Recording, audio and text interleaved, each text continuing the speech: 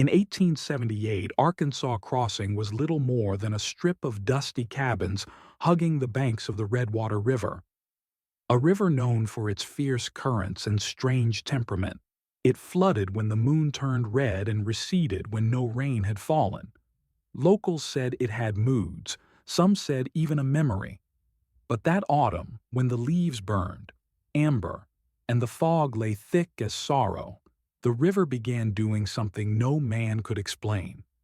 It started returning bodies, not of those who had drowned in it, but of strangers no one recognized. It began with the body of a young girl no more than 10, her hair golden and clean despite the muddy current. The ferryman, old Clyde Mercer, found her tangled in his nets near dawn. She wore a dress too fine for a farm girl, stitched with lace that shimmered even in death. There had been no missing child from the town. No family claimed her. Clyde buried her by the sycamore near the churchyard, but that night he swore he heard singing from the river, a lullaby. And so began the whispers, the river's giving back what it never took.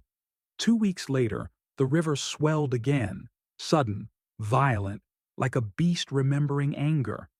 When it calmed, another body washed ashore. This time, it was a man in a soldier's uniform, but his badge didn't belong to the Union or Confederacy. It was something older, tarnished, marked with a crest no one recognized. The widow, Eliza Harrow, found him. She had lost her husband to the river 6 months earlier when his wagon overturned in a storm. She fell to her knees beside the stranger, weeping, thinking for a moment it was William. But when she brushed away the silt, she froze. The man was smiling, peaceful, almost familiar, but not her husband. The sheriff called it a mystery of the current, said maybe the river carried remains from far-off battles or old graves. But the town preacher said otherwise. He said the river was making trades. Tommy Harrow, Eliza's son, was only 12, but he understood loss better than most grown men. Every day he waited at the wooden bridge, hoping the river might bring his father back. He'd heard the stories. The river returned strangers. Maybe one day it would return the right one. Each dawn he'd sit with his dog, Scout, tossing pebbles and whispering prayers into the mist. "Bring him home," he'd say softly. "Please, just bring him home." One morning, Scout barked at something in the water. A shape floated near the bridge, a small wooden toy soldier carved roughly from oak. Tommy gasped. His father used to carve toys just like that. He picked it up, soaked and splintered, and for the first time in months, he smiled. The river hadn't given back his father, but it had given him a sign. Sheriff Amos Lyle was a hard man, but even he couldn't ignore what was happening. By November, the river had returned 6 bodies, none belonging to the missing townsfolk. Each one carried something strange: a locket engraved in a foreign script, a Bible written in an unknown tongue, a rusted compass that spun in circles even when still. The 7th body was different. It belonged to a young man with a map clenched in his frozen hand. The map showed the Redwater River, but its bends and crossings were all wrong. It led to a place marked only with an X and one word scribbled beneath: debt. When Sheriff Lyle showed the map to the preacher, the man paled. "That's not a place," he whispered. "That's a promise." That night, Preacher Milton woke trembling from a dream. In it, he stood by the river as dozens of pale hands reached up through the current, clawing toward the surface. Each hand held a name, whispered like a prayer. But when he listened closely, he realized they weren't calling for help. They were offering it. He walked to the water's edge at dawn and knelt. "If you seek forgiveness," he said softly, "let me be your messenger." The river rippled, calm as glass.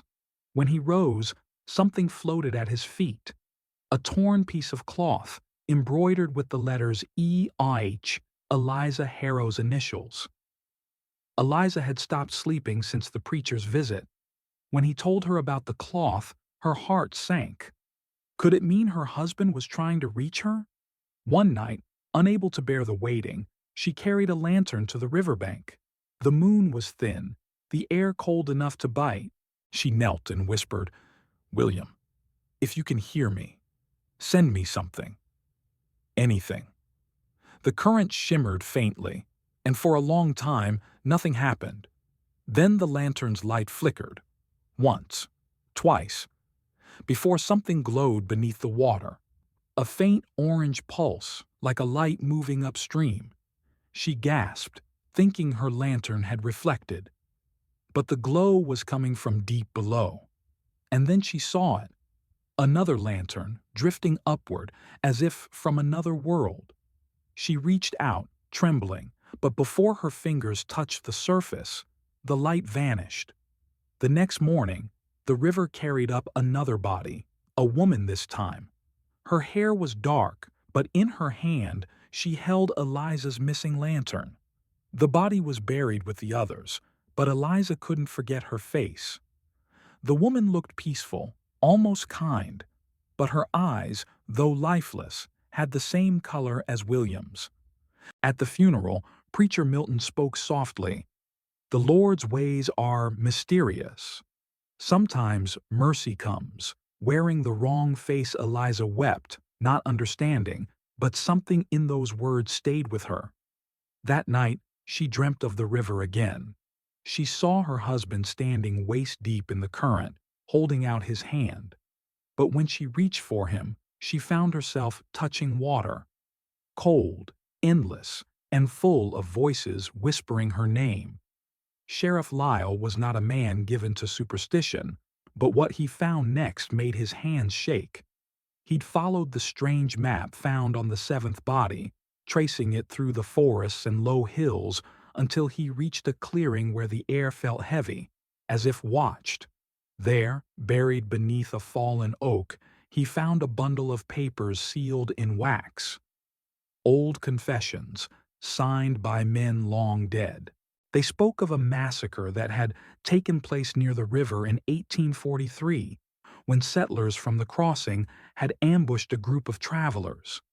The bodies had been buried in shallow graves near the water, their names never spoken again.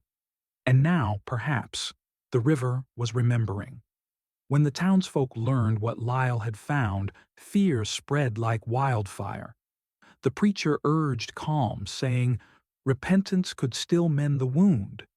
But some wanted to burn the bodies, destroy the graves, silence the whispers. That night, thunder rolled over Arkansas Crossing. The Redwater rose again, higher than ever before, devouring the banks, tearing fences from the earth. Lightning lit the sky, and in its flashes, people swore they saw figures walking across the current, pale, glimmering, unbothered by the flood. Clyde the ferryman saw them most clearly. He counted 9, each holding the hand of another, smaller figure, like children. But when the storm passed, no footprints remained. Only calm, glassy water, and a single wooden cross drifting downstream. By morning, the town was silent. The storm had claimed 3 homes, but no lives, or so they thought. Then someone noticed the graveyard. Every one of the freshly buried strangers was gone.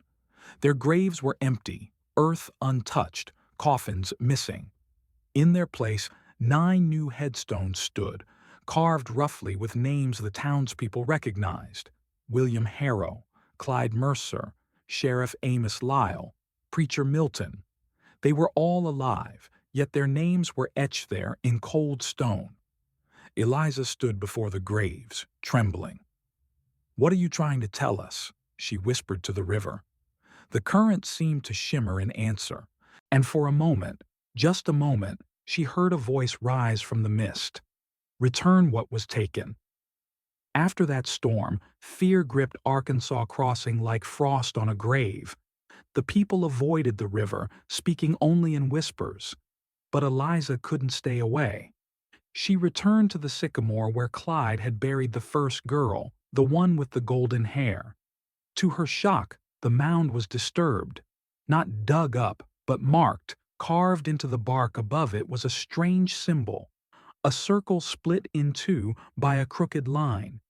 Eliza traced it with trembling fingers. Beneath it, in faint letters, someone had written, "The river remembers, even when men forget." She turned and saw someone watching from the fog. A frail old woman wrapped in a gray shawl.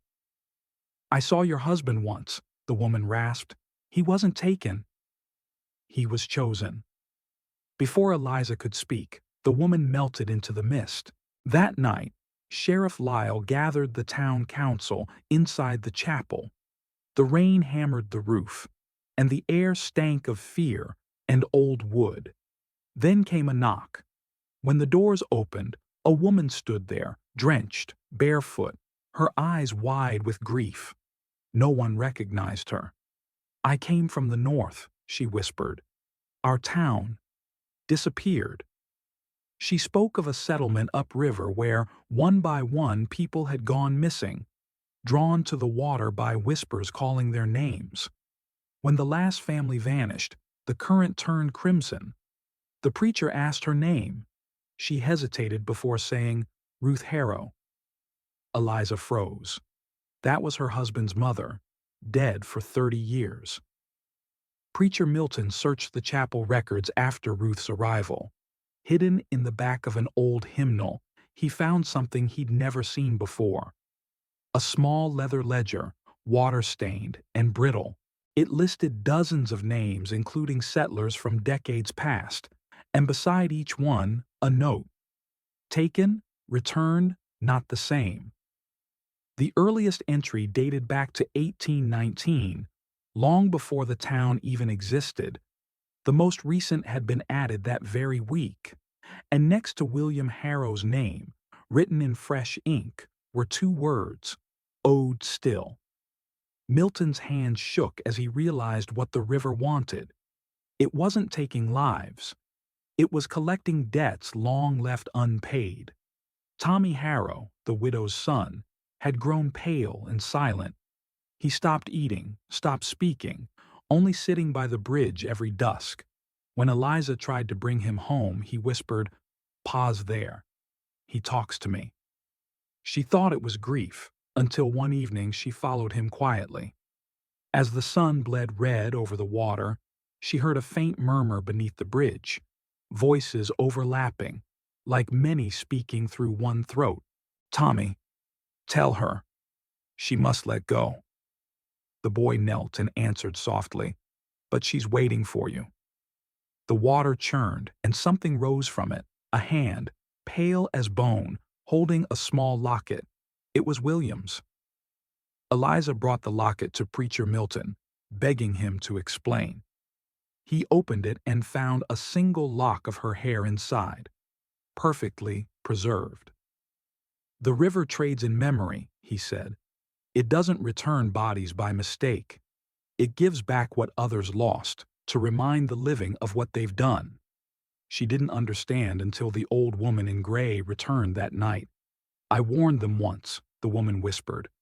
"Long ago, this river was called Oshana, the water of restitution. When settlers spilled blood here, they cursed it.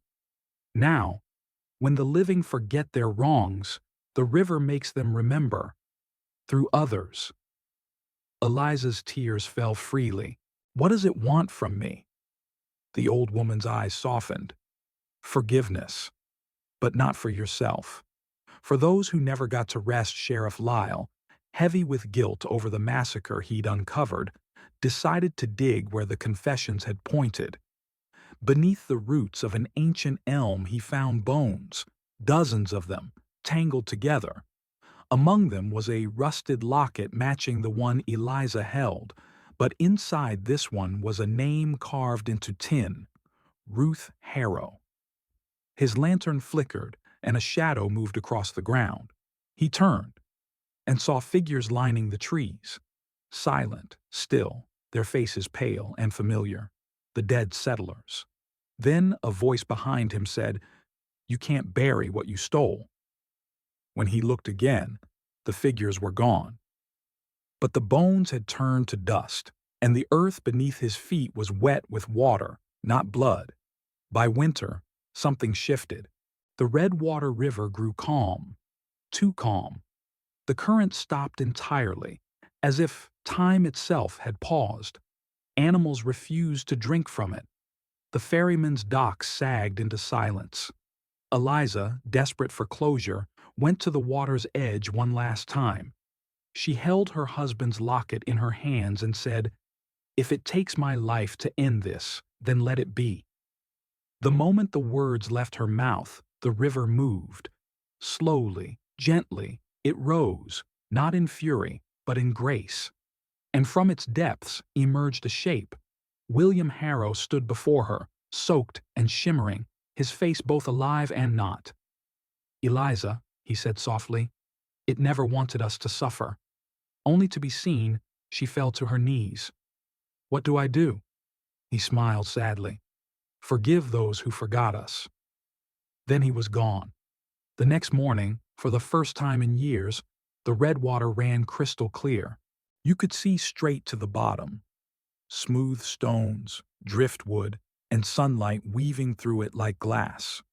Sheriff Lyle gathered the townsfolk by the banks. Together, they read aloud the names from the old ledger. Every soul wronged, every body lost, every story buried. When they finished, the water shimmered. From its surface rose dozens of tiny lights, like fireflies made of memory, drifting into the air before fading toward the sky. Tommy, clutching his mother's hand, whispered, "Pa's home now." And Eliza finally smiled, not in joy, but in peace. Weeks passed. The river remained calm, the graves quiet. The town rebuilt its ferry, and people began to live without fear. Then one morning, Clyde the ferryman found something on the shore, a single body, face down in the sand. When he turned it over, he gasped. It was Eliza Harrow, but she was breathing. She awoke slowly, confused, whispering, "Where's Tommy?" They told her he was home, safe, but she only shook her head. "No," she murmured. "He traded places." They ran to the Harrow cabin and found Tommy's shoes by the riverbank, beside a wooden toy soldier floating gently away. Spring came early to Arkansas Crossing. Flowers grew along the Red Water's banks for the first time in decades. Every year afterward, on the night of the flood, townsfolk would place lanterns on the water in silence. The lanterns always drifted to the same spot, the bend near the sycamore tree, and vanished one by one as if welcomed home. Eliza lived quietly until her final days, never speaking of that night again. But when she died, the river rose once more, gently, almost lovingly. And the next morning, two bodies were found resting side by the bridge, Eliza and Tommy. Their faces were peaceful, and for the first time in living memory, the river sang. The townsfolk called it a miracle. The preacher called it redemption. But those who'd heard the whispers knew the truth. The river doesn't take. It remembers. And sometimes, in remembering, it gives us back what our hearts forgot to forgive.